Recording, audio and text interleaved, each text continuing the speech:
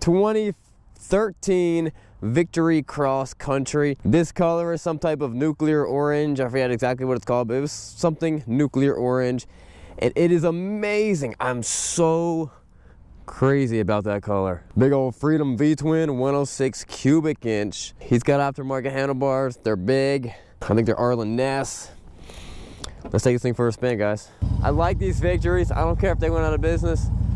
They're beautiful bikes with a good looking color. And they run well.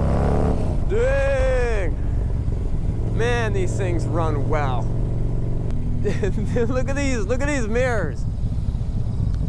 I can't see anything out of them. They might as well just not be there. Bam!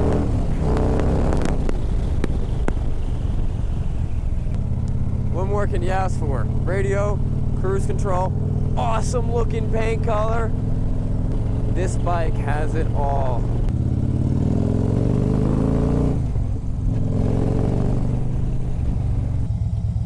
All right, let's bang through the gears a little bit on this on-ramp. I want to see if I can hit that corner at full throttle.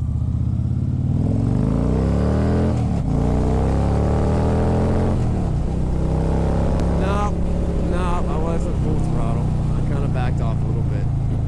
All right, right now we're in third gear, going 60 at 4,000 RPMs.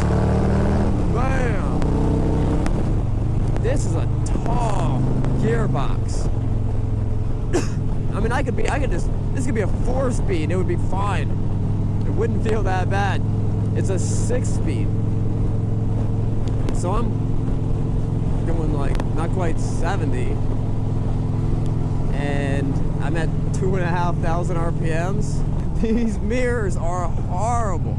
First of all, it's gonna stab you in the eye, guaranteed, when you lay the bike down.